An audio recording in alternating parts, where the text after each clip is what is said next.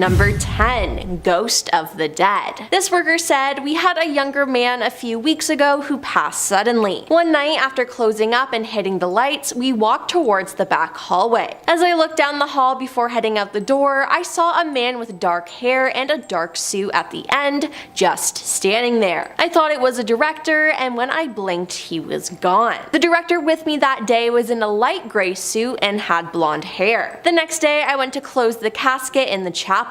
Lo and behold, it was the same gentleman that was in the hallway the day before. Two of my coworkers said they experienced similar events, such as when walking past his casket, they felt they bumped into someone, but no one was there. That is creepy, I'm telling you. Ugh. Number 9. Stolen body. Julie Mott, who lost her life battling against cystic fibrosis, left behind a mysterious case post her death.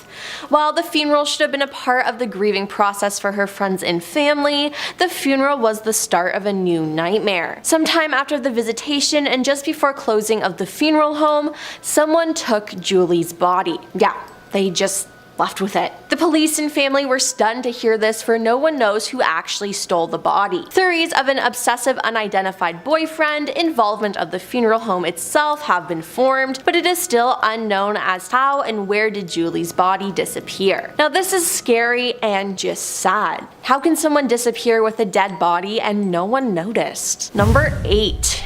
Ghost lady. This worker said, "Most nights as we were returning to quarters from a run, my partner and I would scope the parking lot for vagrants or people who shouldn't be there before we opened the bay doors. While looking on more than one occasion, we would see a light on in the adjacent building on the top floor, and there should have been no lights on. Figuring someone had gotten inside, we would watch the building for more lights. No other lights ever came on, but on every occasion, a young woman in a dress would come to the window and stare at us. One night after seeing the figure, we got brave and called some law enforcement friends from the area to help us search the building. We went to the room that had the light on expecting to find a vagrant camped out there, but the only thing we found was a room that had untouched dust on the floor and no light bulbs in the sockets. We got the willies and split, and we never went back to that building at night." Yeah, I would never go back to that building. Ever. Like, that sounds terrifying. Next up at number 7 now, we have counting. This one was submitted to BuzzFeed.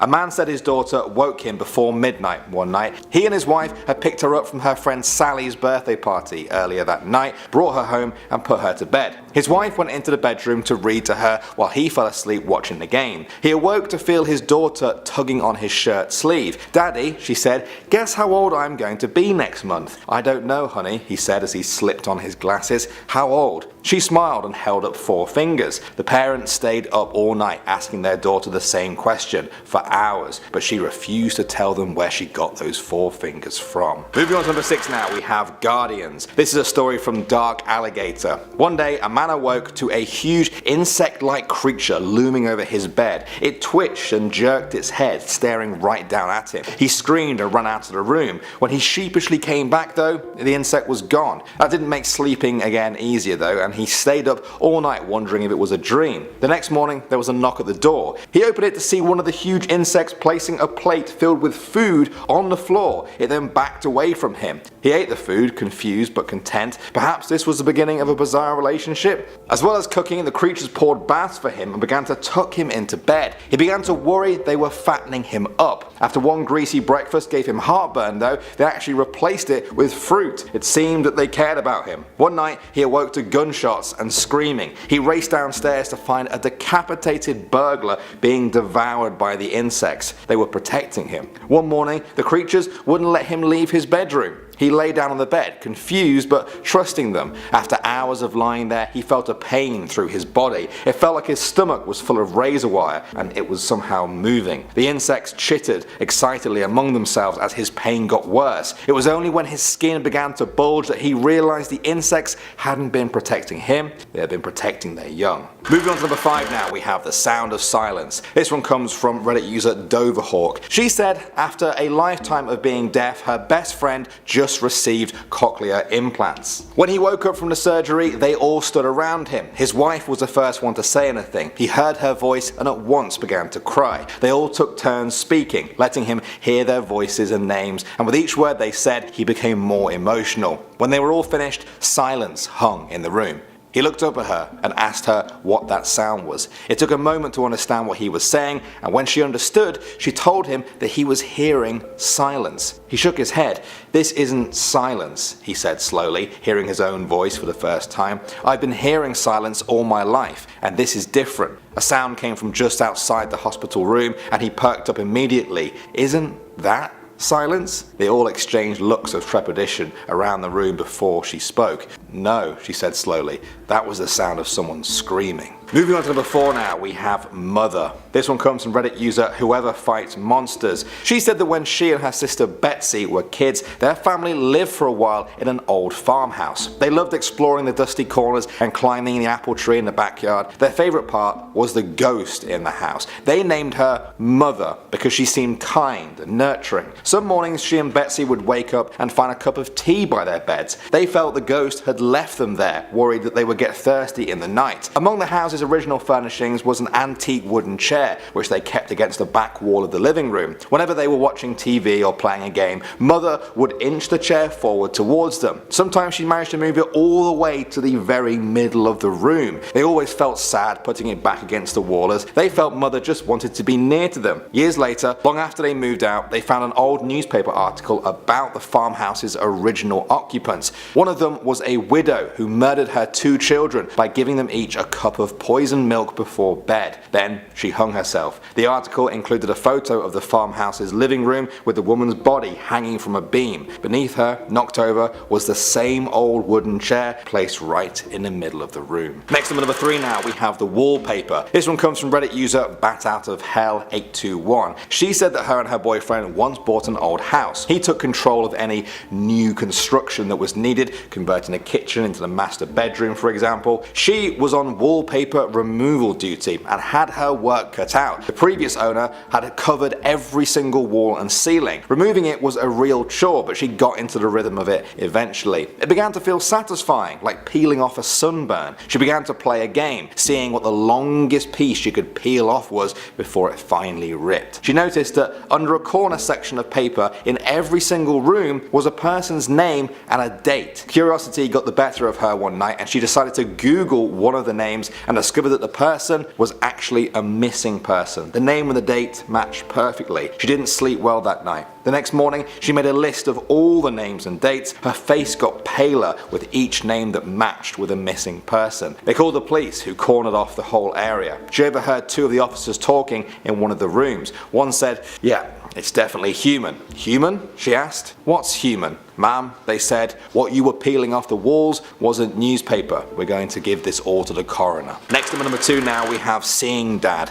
This is a great story from the General G on Reddit. Real or not, it's very creepy, and he told it like this. "Every day I see my father at work. He pretends like he doesn't see me, but I know he does. I try to do the same. But that doesn't really pan out well either. When you're at work, you gotta be on top of your game. So I do my best to just get on with what I'm supposed to do and get my job done. I can feel him watching me. Good. I want him to see how different I am from him. I'm not in your shadow. I'm my own person. I know what you're wondering. Do others know that he is my old man? Hard to say really. If they don't, I have no plans to correct them. If they do, well, there is nothing I can do about it. We are all under the shadow of our parents for the duration of most of our lives, whether we like it or not. In some cases, it just happens to be more obvious than others. Our parents help us define who we are. It's only a question of whether you follow their example or run as fast as you can in the other direction. For example, if you have a drug abusing parent who happens to murder a newlywed couple that gets stranded on the side of the road when you are only 10 years old, that might make one inclined to perpetuate a similar kind of violence, or it might make you decide to be a prison guard,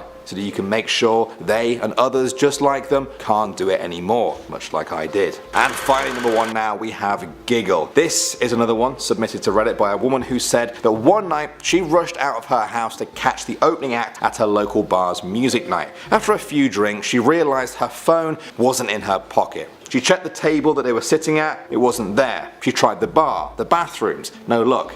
In the end, she gave up and decided to use her friend's phone to call her own. After 2 short rings, someone answered. "Hello?" she said. The other end of the line was silent. Then she heard a low, raspy giggle before the phone hung up. The person didn't answer again. She eventually decided to just go home. When she got to her bedroom, there she found her phone, lying on the table by her bed, right where she had left it. Starting off at number 10, a child in the water. So one woman shared her story from 2015. She was hunting for seashells with her children when a storm started coming in on the beach, and the waters were getting rough. Her eldest daughter's already left to go back to the cottage for lunch, so she escorted her 4-year-old to chase them and catch up. She herself continued searching for shells for another 20 minutes before the weather got worse. She started to make her own way back, but then had a sudden, inexplicable feeling of dread. She looked out into the water and saw her 4-year-old daughter drowning. She knew deep down that her youngest was safe back at the cottage, but she could also see the image of her daughter drowning in the waves. So she started wading into the water, thinking it couldn't be her, but she wasn't quite coming to her senses just yet. She had to fight her instincts to save her child, knowing she couldn't swim safely herself through the stormy waters, and then backed up. She ran back, crying, back to her cottage. At the door, that same daughter she swore that she saw drowning was waiting for her at the door, and she said that never in her entire life was she happier to see her daughter. She ended her account saying that she is convinced that the thing in the water was her daughter's doppelganger trying to lure her to her own death. Let's move to number 9, Bringer of Madness. The great French writer Guy de Maupassant had a lengthy experience with his own double. He lived between the years 1850 to 1893, and towards the end of his life he claimed to have regular visits with his doppelganger. Apparently, it would talk and interact with him. It wasn't unnerving until Maupassant was working on his story, The Horla. His doppelganger came in and casually sat next to him. Then, his double spoke out what the author was writing, which happened to be a story of a man being haunted by an entity. An entity that plans to turn him insane and take over his body. So Maupassant was spooked by this enough to call in his servant, and then the doppelganger vanished. Now, Maupassant went on to finish the story, but also he did tend to lose his grip on sanity himself. He was admitted into an insane asylum and passed away within a year of another despondent encounter. That last encounter was another visit of his double to his room, but this time the double just sat in his room and buried its face in its hands. Number 8. An unexpected passenger. Writer Victoria Brandon saw her own doppelganger during a near accident on the road. She rounded a curve on the highway and saw a huge truck coming towards her. It was driving on the wrong side of the road and she was right in its path. In that moment, she felt a suspension of consciousness and saw a double of herself in her passenger seat. Instead of sitting up, its head dropped forwards on its chest and its hands were folded passively. At the same time she saw this, she said some kind of saving reflex must have gone to work to wrench the car out of the path of the truck. It passed by inches away from her car that was pulled onto the gravel shoulder of the road. Her double disappeared and she loosened her white-knuckled grip on the wheel and then slumped in her seat, likely due to the stress of the situation. But then she realized she was then imitating the exact pose of the thing that was in her passenger seat earlier. Same head down, hands crossed. Brandon said she knew she should have been left feeling frightened from the incident with the truck, but what frightened her more was that the figure that was in her passenger seat just kind of creeped her out. In her words, it seemed indescribably malign and threatening. She imagined that the meekly bowed head had conceived an evil smile. Number 7, 7-Eleven. Apparently Slender Man loves a good Slurpee. This next story comes from a young woman from Oklahoma City. She was 15 years old at the time when her and her friend made a typical visit to 7-Eleven. Next to the convenience store there was a park with all of these weird statues. It was around 12:30 a.m. and usually it's an uneventful walk, but this time they saw an extremely tall figure, as tall as the branches in the trees nearby. It was dressed in black and extremely pale, sounds like Slender Man. Attempting to show no fear in the face of potential danger, she shouted at the person to see if she'd get a response, but to no avail. It just stood there, staring at them. I hate that. Needless to say, they booked it and referred to the being as Voldemort because that's kind of what it looked like. But then, years later, her friend informed her of the tales of Slender Man, and after seeing a picture she realized that's exactly what it looked like. Imagine? No thank you. Number 6, a cemetery sighting. This next story predates the whole Slender Man launch as well. This Reddit user reports a story that happened in her hometown before Slender Man was even launched. Reports of kids seeing a tall man in a suit walking around was already the stuff of legend where she lived. Her friend's older sister was skateboarding home one night and she had to pass the cemetery. Of course, there's a cemetery. Of course there is. As she went by, she kept seeing tall shadows following her, and and she initially just wrote it off as a weird reflection of the light, you know, as you would. But then when she got home, she saw a creepy looking old man wearing a black suit standing in her backyard. She ran inside and looked out the window, but he had moved. He was already across the street under the trees, again, still looking at her. Stories like this were pretty common in her neighborhood, but it wasn't until the Slender Man story actually launched in 2009 that people actually got really scared. If stories like this actually exist and remain to be true, then here's my question. Since the way he tortures his victims is through mental manipulation, who is to say that the image of Slender Man circulating is a result of the creature's own grand plan? Number 5. Alone in the forest. This next story comes from Zach, who lives in Texas. This one creeps me out because it reminds me of the stories kids at school used to tell about the forest behind my school. Ugh. While Zach was growing up, there was a big patch of forest behind his house. He used to play there all the time, but one evening made him question ever going back. Something was off about that evening, and so he began looking around. Off in the distance he saw a figure just standing there. It was impossibly tall, dark, with a featureless face, but somehow he knew he was staring right at him. Like a smart lad, everything inside him told him to run, and so he did. Follow your instincts, kids, okay? He was about a 7-minute run to his backyard, so he started sprinting, but no matter how fast he ran or where he went, the creature was always the same distance behind him. When he finally made it to the other side, he turned around and saw the creature stopped. He never saw the creature again, but years later, he started hearing about Slender Man and knew that's what he had seen. Number 4. Aaron Campbell. Aaron Campbell was a twisted young man obsessed with a wide variety of violent video games and just gore in general. He started out as they all do, by taking the lives of animals in vicious ways for pleasure. So when Aaron took the life of Alicia MacPhail on the island of Bute in Scotland, though shocked and horrified, no one could say they were surprised that Aaron was the perpetrator. Campbell was obsessed with anything that had to do with violence and was especially fascinated by Slender Man. This was just one of his fixations, and reportedly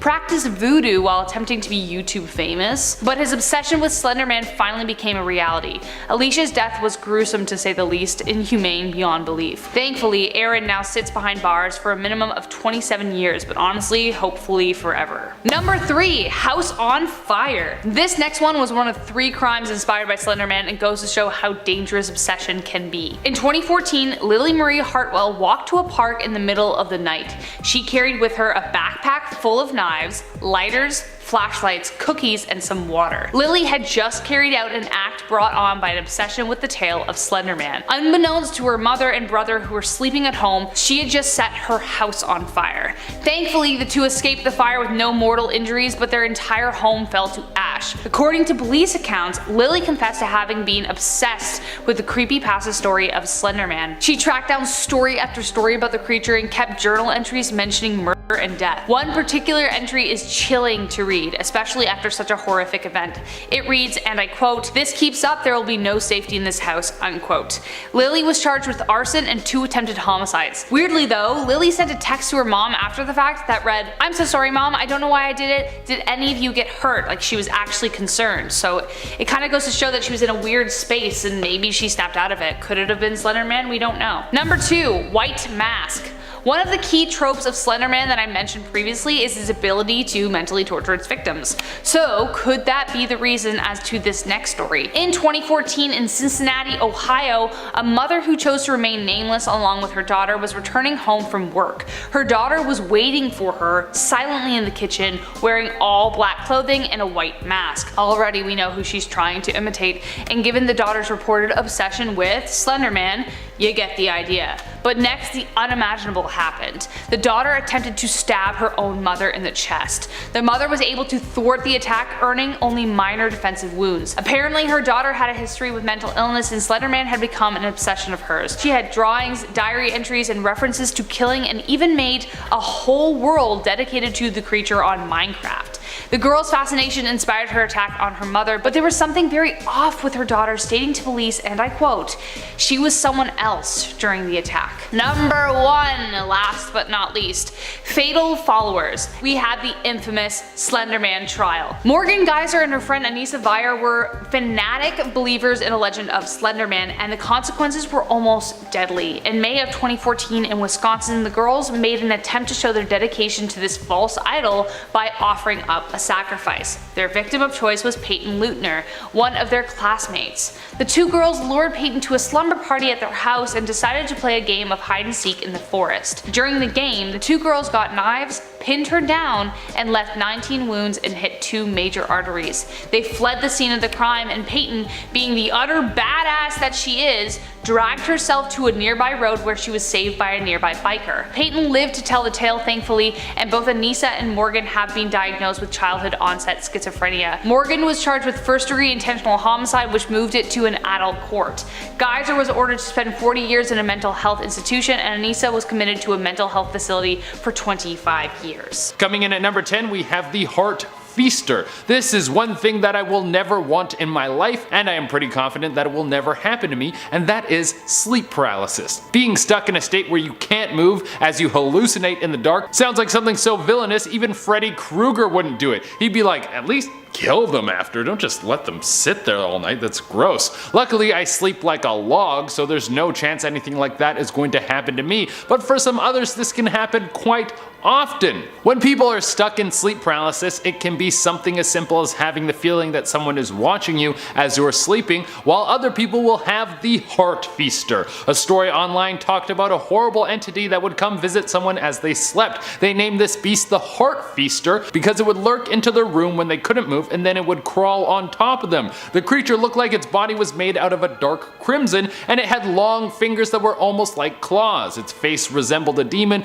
with a long pointed nose and jagged teeth. While this person was stuck and unable to move, the Heart Feaster would reach its long piercing fingers into their chest and pull out their heart and start eating it in front of them. Wow. At number 9 we have the Stalker. This next story was told by a young boy who grew up in a very old house. He said strange creaking noises coming from all over the home at any time of night was very common, but what wasn't common was something called the Stalker. Every now and again he would see something out of the corner of his eye. He wouldn't think that it was anything and he would just go on about his business. That was until he saw it. It was something he called the Stalker. He said it looked like the girl from The Ring, but it was on all fours. When he looked at it, the Stalker just stayed in one spot for what felt like an eternity. The ghost was locked in one spot until it scampered into another room. He told his parents about it, but he brushed it off and said it was a dream. However, our writer was certain that it happened because he went to investigate the spot where the Stalker was, and there were 2 wet handprints on the floor. At number 8 we have a short one. Some of my favorite ghost stories are the short ones. It's impressive what you can do with a few sentences.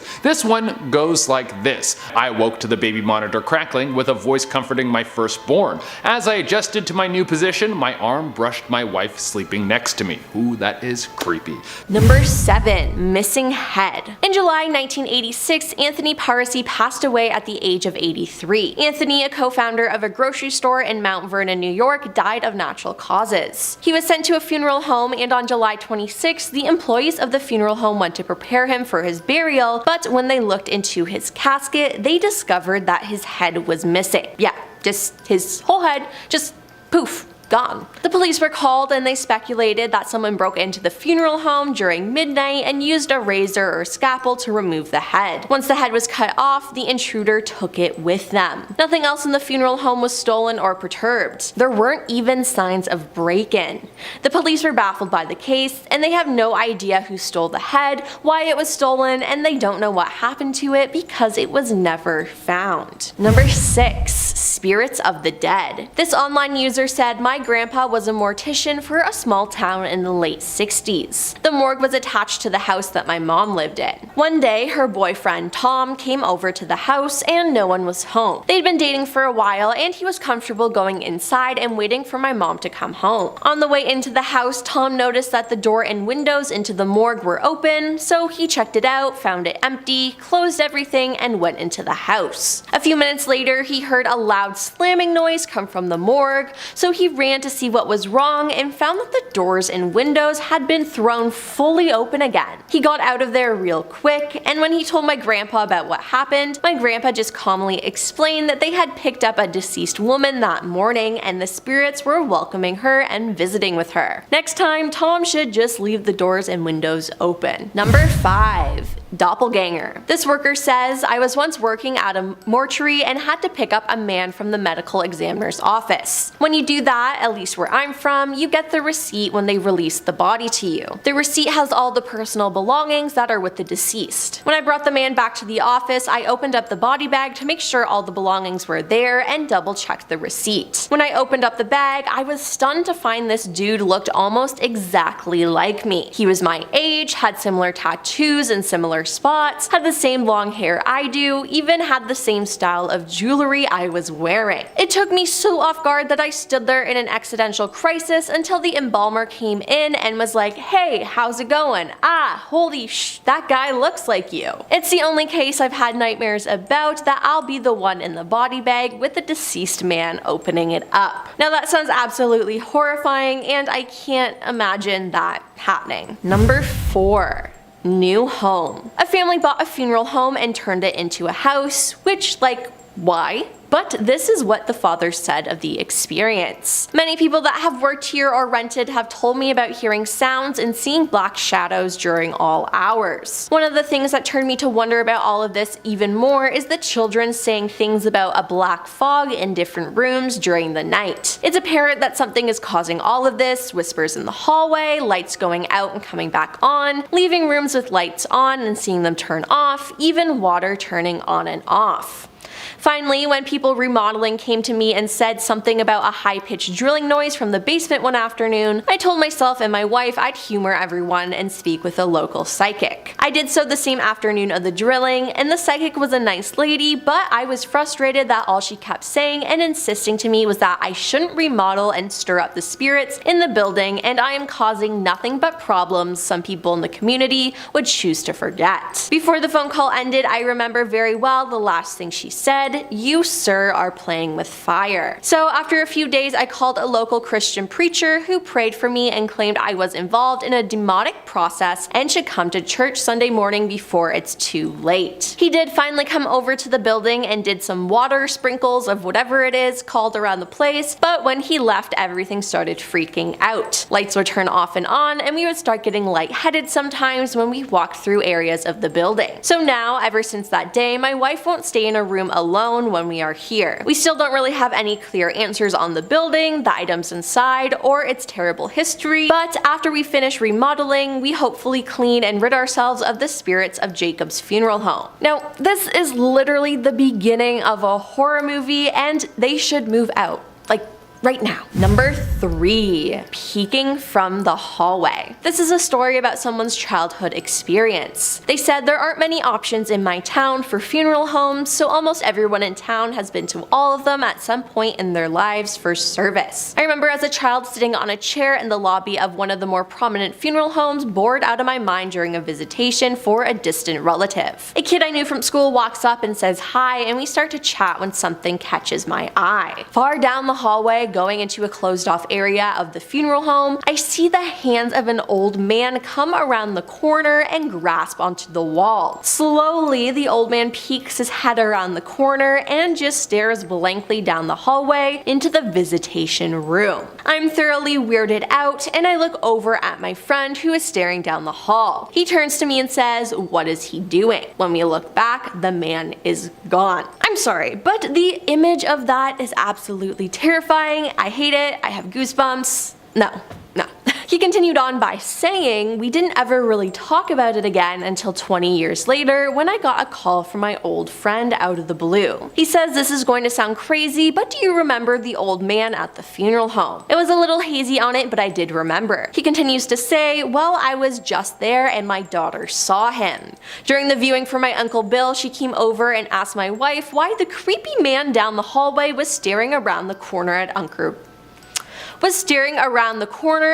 Bill, and there wasn't anyone there, man. I could hear the fear in his voice and I instantly got chills. I have been back to that funeral home many times now and I've not seen anything else, but I still get uneasy anytime I walk past that hallway, and yeah, That makes sense. Number 2. Body moved by itself. This online user said my neighbor a while back before I moved in was a mortician. One night he had a body he was preparing for a very early morning wake or service. Whatever was going on, it was unusual and it required him to work in the wee hours in the morning on this particular corpse. So as he's working on it, he turned his back to grab some tools or supplies, and the angle he was standing at with regard to the corpse left the body visible just out of the corner of his eye. As he was looking down at whatever tools he was getting, in the corner of his eye he saw the body slowly start to sit up. His fight or flight instinct immediately kicked in and he ran to the stairs as fast as he possibly could, but he was so clumsy trying to get up the stairs he tripped and was pretty much crawling and clawing his way to the top. He was just near the top before his senses finally came back and he knew it was rigor mortis. He collected himself and started to laugh at how absurd it was. He'd been doing this for 15 to 20 years at that point, and he had never had a freakout like that before where instinct took over knowledge and experience. He actually sheepishly admitted he had to go clean himself because he had soiled his pants in a panic. Dead bodies do weird things, I'm telling you.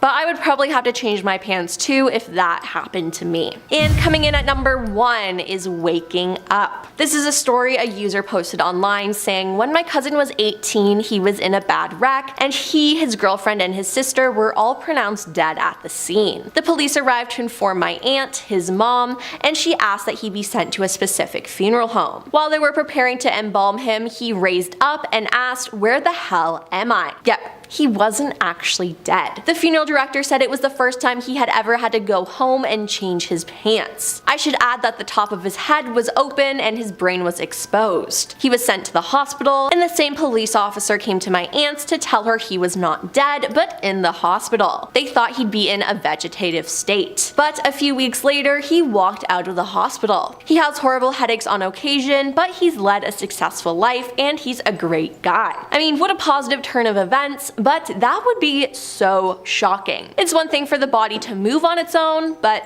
speak, that's on a whole new level. Starting off at number 10 now, we have Red. This one comes from Gordzilla on Reddit. He said he once checked into a hotel a few kilometers from Kiev in Ukraine. It was very late and he was very tired. After booking a room at the desk, he was given a room number key. The woman at the desk stopped him as he went up the stairs. "One more thing," she said. "There is one room here without a number on that floor. It's always locked. Don't look in there." He nodded sleepily and headed upstairs, falling asleep instantly on his bed. He awoke though in the middle of the night to the sound of trickling water. It was coming from the room on the other side of the hallway. He opened the door and saw the room opposite was the exact same one that had no number. He opened the door and saw the room opposite was the one that had no number. Ignoring the woman's advice, he banged on the door. No response. He tried again. No response. He looked in the keyhole and saw nothing but red, just a deep, hazy scarlet. The water was still trickling. He went down to the front desk to complain. The woman's face dropped. She told him slowly that there was nobody in that room ever since the murder. A woman was killed in there by her husband many years ago. Her skin was pale, her hair dark brown, and her eyes, when she died, were a red, a deep, hazy scarlet. Next up at number 9 now, we have Morse code. This one comes from Confront. He said he once lived in a small building in the middle of his city. He ended up moving out because of a strange man who lived across the hallway. The man mostly kept to himself, but around midnight there was always a strange noise coming from his apartment. It wasn't loud, but it was constant. It was a bumping sound, like someone walking around in heels, but muffled as if someone was trying to keep it quiet. After a few days, he realized the pattern was always the same, like a record playing over and over again. It went on for weeks, then months, then almost a full year, always the same bumps for hours at night. It was only years later, living somewhere else, that something clicked. He was helping his daughter with homework. She was learning about Morse code. She knocked on the table with her knuckles and a shiver ran down his spine. He recognized it as the pattern he had heard all those years ago. When he asked her what it meant, she laughed. "That's the easiest one, Daddy," she said. "It's the one to call for help." Moving on to number 8 now, we have Charlie. This one comes from Reddit user Horror in Pure Form. I'm just going to read this one exactly as they wrote it because it really deserves it. I hate it when my brother Charlie has to go away. My parents constantly try to explain to me how sick he is, that I am lucky for having a brain where all the chemicals flow properly to their destinations like undammed rivers. When I complain about how bored I am without a little brother to play with, they try to make me feel bad by pointing out that his boredom likely far surpasses mine, considering he's confined to a dark room in an institution. I always beg for them to give him one last chance. Of course, they did at first. Charlie has been back home several times, each shorter in duration than the last. Every time without fail, it all starts again. The neighborhood cats with gouged out eyes showing up in his toy chest, my dad's razors found dropped on the baby slide in the park across the street, mom's vitamins replaced by bits of dishwater tablets. My parents are hesitant now, using last chances sparingly. They say his disorder makes him charming, makes it easy for him to fake normalcy, and to trick doctors who care for him into thinking he is ready for rehabilitation, that I will just have to put up with my boredom if it means staying safe from him. I hate it when Charlie has to go away. It makes me have to pretend to be good until he is back. On to number 7, another mother. So a girl saw a double of her mom walking around 2 separate times. The first was when she swore her mom went upstairs while on the phone, and so she went up to ask her mom a question, but her mom was on the back porch. And then her mom denied that she had been upstairs recently, so that just kind of threw her. And then the second time she thought she saw her mom was a couple weeks later, and she saw her mom come stand in the doorway of her room in a nightgown and just messed up hair, just staring at her. She looked down at her laptop again and then back up, and her mom was gone. So then she heard a noise in the bathroom and went to check.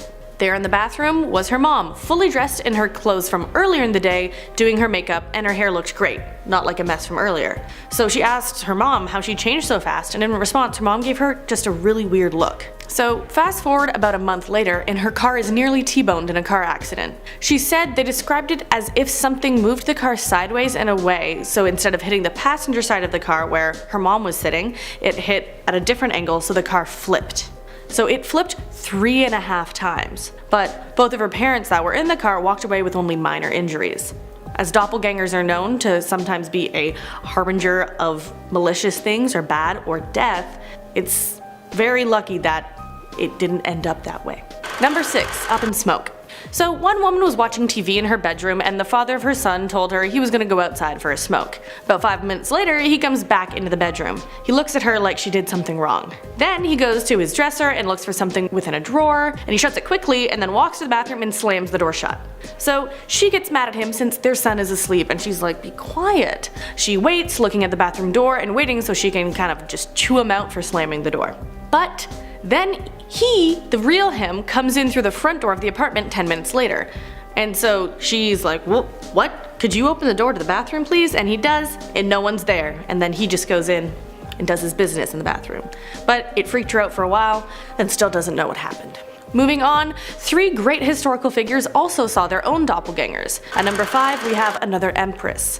The servants of the 18th century Empress of Russia, Catherine the Great, told her they saw her enter the throne room. She arose from her bed where she had been laying and went to see for herself. When she got there, she saw her doppelganger sitting calmly on the throne. It's written that she told her sentries to shoot at it, but whether or not it had any effect on the double isn't confirmed. Catherine herself died soon afterwards. So, could it be a harbinger of evil? Let's see with the next ones. At number 4, the other historical figure that saw her own double was Queen Elizabeth I. She claimed she saw her doppelganger lying still in her bed, like a corpse nearly. The experience is said to have been super haunting because, as I've said, seeing your double is rumored to be a premonition of death. And this was the case for the Queen possibly, as she did die soon after seeing the doppelganger lying in her bed. Number 3, Double Abe. So apparently the Honest Abe had paranormal experiences as well. On the night of his first election, he sat on his couch and looked in the mirror. In it, he saw 2 faces. The second was another of his, but pale and ghastly. He stood up and it disappeared, but once he sat back down again, it appeared again. He was only startled, but his wife Mary was terrified and was convinced that it was a bad sign. She took it as a sign that he would be elected 2 terms. 2 terms because of the 2 faces. But she also predicted that he wouldn't survive the second term because his doppelganger looked deathly. And as we know with history, he was elected for a second time and also didn't make it through his second term since he was assassinated. So Mary, was very good at predictions.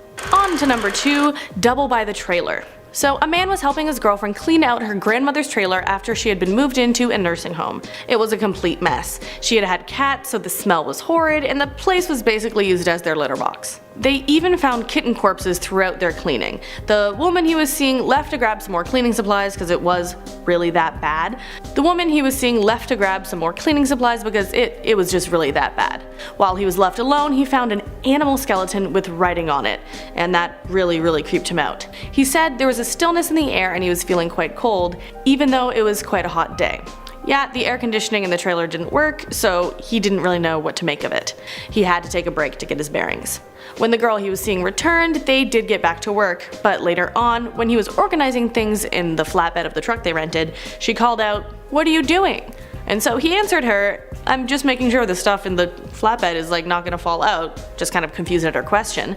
But when she heard him respond that, she screamed and ran out of the camper. She said she saw him behind the camper, and the version of him that she saw even turned and smiled at her, which is when she asked the question. So they left right away. Later on, when he went to visit her grandma at the nursing home for the first time, the grandmother screamed and asked him how he followed her there. But that was the first time they had ever met. So really, what was around that trailer, and how had it already been haunting the grandmother when it was his first time there? Does he have an evil twin? I want to know. Does he have an evil twin? Let me know down below. Okay, lastly, number 1, back from a dream. So a young girl stayed home from school when she was 9 to avoid school bullies, and she had a harrowing experience. She woke up from a nap on the couch and turned on the TV, and she was scrolling through some channels when her mother leans over a bar and just stares at her. Not speaking, just staring, emotionless. So she starts speaking to the mother figure, but it doesn't answer her. She kept trying to get it to respond to her, and it kept beckoning. The whole experience felt similar to a bad dream she had when she was younger, and it really got to her. She started screaming at it in hopes of some sort of reaction, but there was no change, so she ran. She ran to her real mother in the yard, who comforted her and told her it was just a fever dream. She was so scared because of her original bad dream. When she was just 6 or 7, she saw her mom's doppelganger in that dream. And in it, it stood over her real mother's sleeping body, and she tried to wake her mother but couldn't. So the doppelganger beckoned her and she followed because young children are trusting, and that's how she was at the time. But the double of her mom brought her through her house into a room that doesn't exist in her real one. It was just an all-white room, and there was a hulking, shadowy figure. So the doppelganger mom watched as the hulking, shadowy figure skinned her body with an axe. Her mom's doppelganger watched it happen in this dream, emotionless. Starting off at number 10 now, we have Leave. This one comes from a Reddit user who owes his life to a stranger or some supernatural force. See what you guys think. They say, "I was stationed in Seoul, South Korea several years ago. I was taking a shower in my room, and when I got out, the word leave was written in small letters in the fog on the bathroom mirror. I don't have a roommate because we get our own private rooms there. A little freaked out, I decided to do exactly that. I left. I went off for some Korean barbecue and wandered the city a bit. I came back a couple of hours later to find the barracks were evacuated and half burnt to the ground. The fire was pinpointed to faulty electrical wiring that caught some insulation on fire inside the walls. Someone or something knew that was going to happen, and to this day, whatever that something was, it didn't want me in the middle of it. I gladly thank who or whatever it is if they give me the chance, but it's been years and I still have no idea."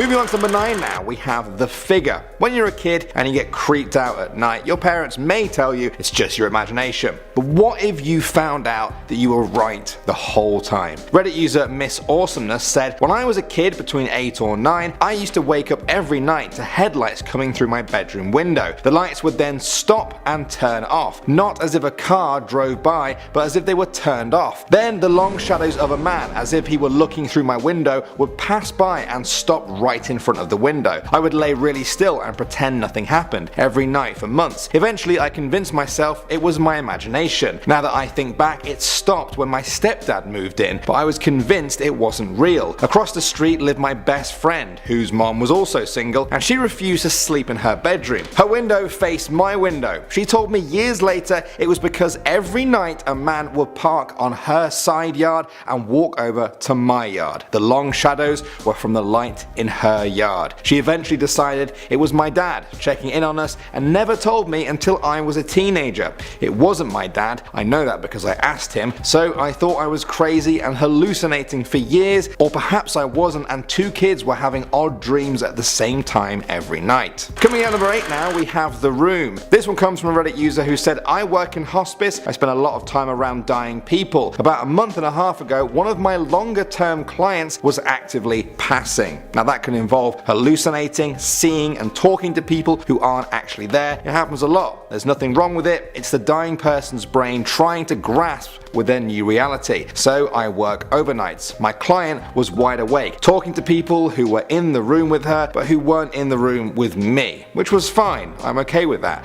Until she started describing people I knew who had passed. I almost quit my job that night and told myself I wouldn't return to her. Most of the rest of her hospice care team started quitting in the next few days, and I ended up staying with her until the very end. That one weird night was the only time she was talking to my dead family members. I'm still kind of messed up over it. Coming in at number 7, we have imaginary friends. You would be surprised how many kids have imaginary friends that end up being ghosts. In fact, I did a multi-part series on Most Amazing Top 10 all about this. One of the most horrific stories I read about this was a young boy and girl used to have the same imaginary friend. It was just a voice that they would hear. It kept telling them to go into the woods behind their home. They would just ignore it and they really didn't think much of it. In fact, they didn't even know that the other sibling was hearing the voice until they brought it up with each other years later. The scariest part about this was when their younger sister, who was just old enough to talk, started saying that she could hear a voice that told her to go play outside in the trees. Ho-ho.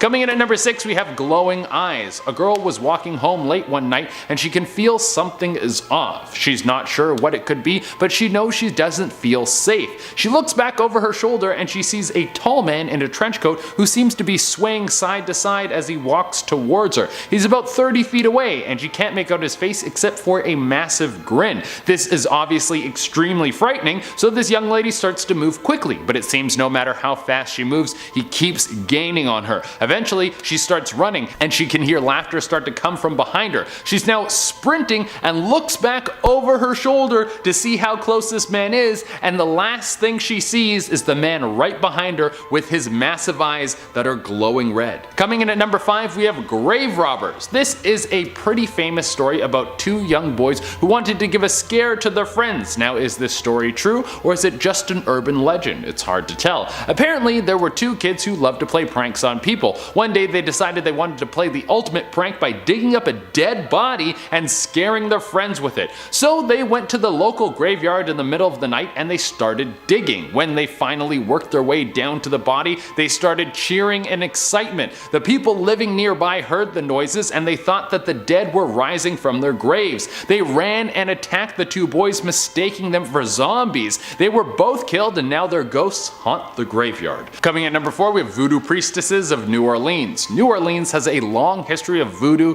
and apparently there are people who live out in the bayou who have found a way to communicate with the dead. They will talk to the spirits of the dead who have been left to walk the earth without anyone to listen to them. Because these voodoo practitioners have spent the time learning how to talk to spirits, they can command power over them. They can use the dark magic of the dead to cast spells on people, bringing them misfortune. That really sounds like it sucks. Coming at number 3, we have another short one. Alright, we have room for one more short scary ghost story before I hit you with the top 2. I think this one might be my favorite short ghost story of all time, and it goes like this. My daughter won't stop crying and screaming in the middle of the night. I visit her grave and ask her to stop, but it doesn't help. Oh, that gives me goosebumps. Coming in at number 2, we have My Friend in the Basement. A young girl who is about 5 years old moves into a new home with her mom. The two of them love the place, but the mother notices something strange about her daughter. She spends a lot of time in the basement, talking and laughing like there's someone there. Sometimes she'll walk down to check on her to see who she's talking to,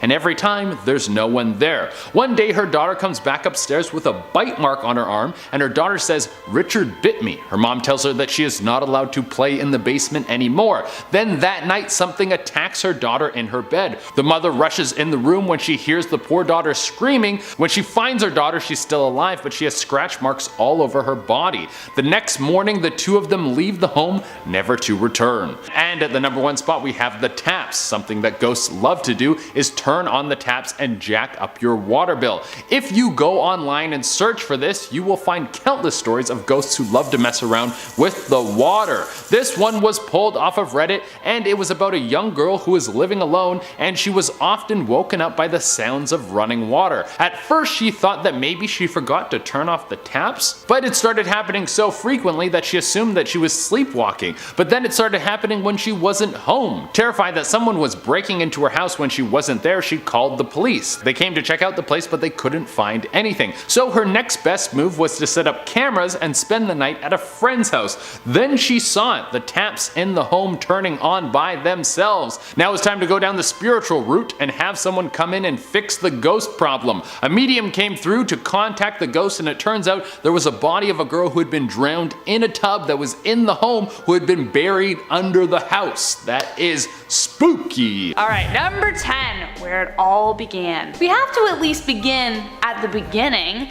Slender Man first started back in 2009 when it made its first appearance on a website called Something Awful on June 10th of that year.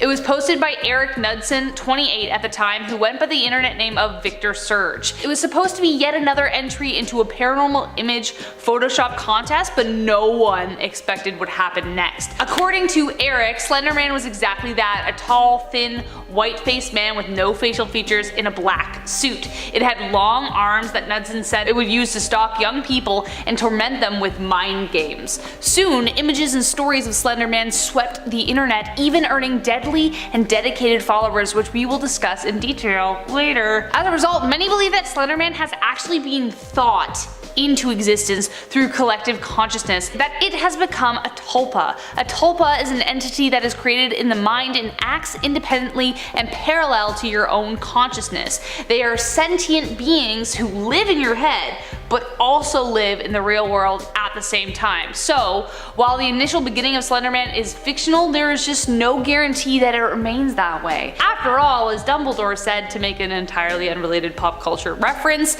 just because it's happening in your head, why on earth should that mean that it is not real? Number 9, the Shadow Man. This first victim reports having been tormented by Slender Man his entire life and referred to him first as the Shadow Man. Many people who experience night terrors report seeing a tall, lanky shadow figure that torments them while in sleep paralysis. This guy first saw him when he was just 8 years old. While getting up to go to the washroom, they saw a tall, shadowy figure standing in the hallway. He reached out and beckoned to him with long, slender fingers. At some point he worked up the courage to turn on the light, and the figure disappeared. 4 years later it appeared again on his uncle's farm, standing in the highest window at the top of the building of the old barn, staring right at him. Then 2 years later after that, he appeared again, this time a lot closer. By this point this person had developed sleep paralysis, and it would happen fairly often. As they were about to drift off to sleep, there he stood at the end of his bed. They couldn't move or scream, and the figure just stood there watching him, waiting for something, until finally he burst up from the bed and Slender Man disappeared. But the sense that someone was watching him still remained and never went away. Number 8, trampoline. I mentioned previously that Slender Man became a kind of internet meme contest, but just how Slender Man became such a prolific urban legend remains unknown. Perhaps it's because of innocent sightings like this that make a more sinister explanation arise. Check out this clip. After a record, when he played the video, he saw something like a Slender Man seeing him from his back. I think what freaks me out about this video the most is how horror film-esque it is and how mundane. It was just a kid wanting to record his badass trampoline skills, but what he wouldn't have noticed while he was filming was the presence of something watching him. Considering the fanaticism around Slender Man, it is possible that predators could assume its identity to carry out evil deeds. I don't know, but I hope he's safe and that who or whatever that was never seen again. Next up, number 7 now, we have the creature. Do you guys believe in Bigfoot? We've talked about that a lot in urban legend videos. Is this story related to that? Reddit user The Glitter Band said, I get insomnia. It was one of those nights and I was sitting out on my back porch at about 4 AM smoking a cigarette. It was one of these eerie nights where there is absolutely no breeze and it's just completely quiet out. We have woods behind our house, and as I was sitting there, I see this person making his way through the canopy of the trees, like jumping from tree to tree, 30 or 40 feet up in the air. I was absolutely stunned and just sat there, dumbly too afraid and confused to even get up and run inside the house. This person or thing or whatever it was stopped directly behind my house and looked at me. At this point, it's about 50 feet away and maybe 40 feet up in the air. It pauses for about 5 seconds, staring in my direction. I'm absolutely certain that it wasn't an animal. Its body was human shaped and it definitely wasn't a raccoon, bear, or any of the other things people might have suggested it was. But the way it was moving through the trees definitely was not human. No human, I don't care how fit they are, could move like that. It was too dark to make out that much detail of the face, clothing, or anything like that. After about 5 seconds of looking at me, it turns away and takes off the same way it had been going before, just leaping from tree to tree at a fast pace. Within a few more seconds, it was out of sight. Moving on to number 6 now, we have true or false. This one comes from Reddit user The Ambush Bug. I'm going to jump right into it and we'll discuss it after. They said, in 4th or 5th grade, we stopped all of our classes for the day. 2 people came into our classroom, a man and a woman, and they didn't say why they were there or where they had come from. They handed out questionnaire booklets that seemed like standardized tests, except for the questions within them. 50 or so questions, all of them true or false format, but with really weird content. Some that I can remember were true or false, worms talk to trucks, and true or false, apples are blue. We all answered them while looking really confused, and our teachers were silent the entire time. The next day, nobody said a word about the test. I remember asking people what they were, but nobody could recall where the people were from. We never saw them again, and no faculty of the school ever once mentioned a test. We didn't have them the next year and had never had them before. I still have no clue what they wanted from us. Alright, what is going on there, guys? That sounds like something out of a movie. Like some sort of creepy CIA stuff. Moving on to number 5 now, we have teleportation. Do you guys believe that teleportation can happen? This story makes it sound like you just have to believe really hard to make it happen. Reddit user Evangelina1021 said, I always remember this and do not have an explanation for it. When I was about 4 or 5 years old, I remember waking up in the middle of the night and walking to the stairs. I remember closing my eyes for a second at the top of the stairs, and when I opened them, I would be at the bottom of the stairs. I would run upstairs and close my eyes and the same thing would happen again. It happened at least 4 or 5 times until my parents called me to go to bed because they could hear me run up the stairs. It's weird because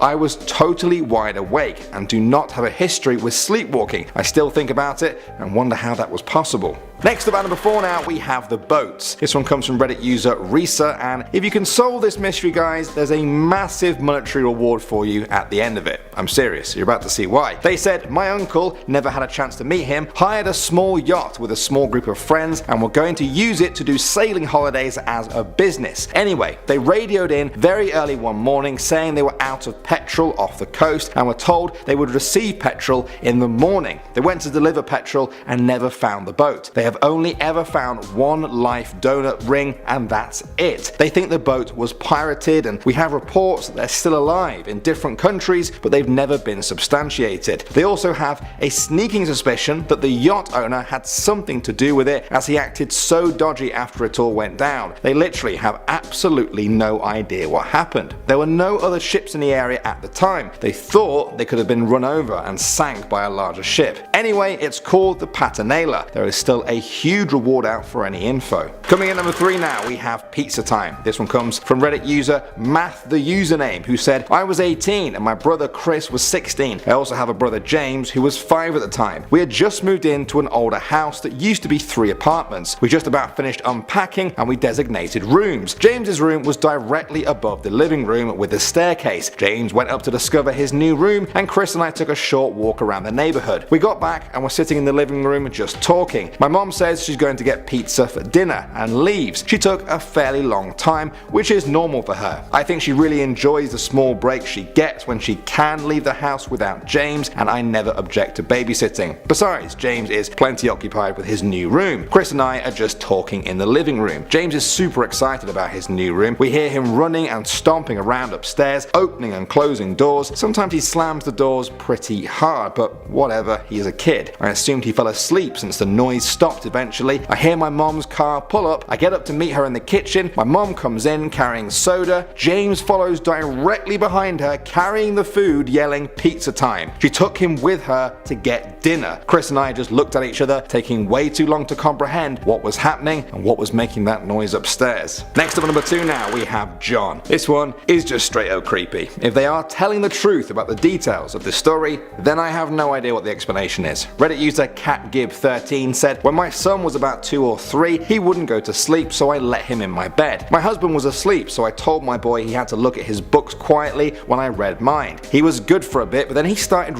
reading the book, actually reading the words out loud, slowly. Now he couldn't read, and it was never a book we had read to him yet. It wasn't memorization. I asked him how he knew what it said, and he replied, my friend John is telling me. He talked to John whenever he played. He divided his Matchbox cars into 2 piles and talked to his friend. He also claimed he lived in his nursery closet. At age 4, we moved him into his big boy room, and now that he's 16, he refuses to even step into the nursery. He hasn't been in there since we moved him out. When I asked why, he says he doesn't know, but it gives him the creeps and the hairs on his arm stand up even thinking about it. That doesn't bother anyone else. I don't actually know what the explanation for that story is. Maybe the kid could read better than they thought, or maybe the spirit of a dead man called John was reading out loud to him at night.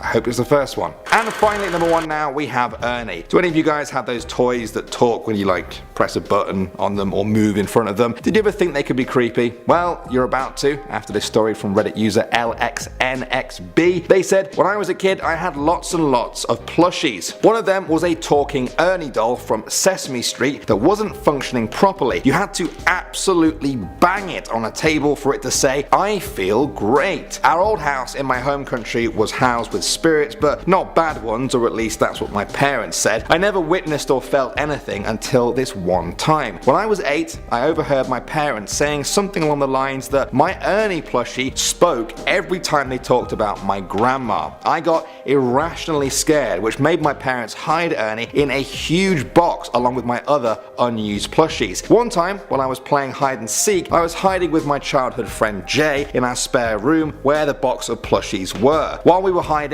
I figured I might as well tell him the story about the haunted Ernie doll and my just recently passed away grandma. In the middle of the story, we hear Ernie say, I feel great, in the box on top of the shelf. There's no way that was moved, and even if it was somehow moved by gravity, you need to bang Ernie on the table to even make it talk. We screamed and ran outside.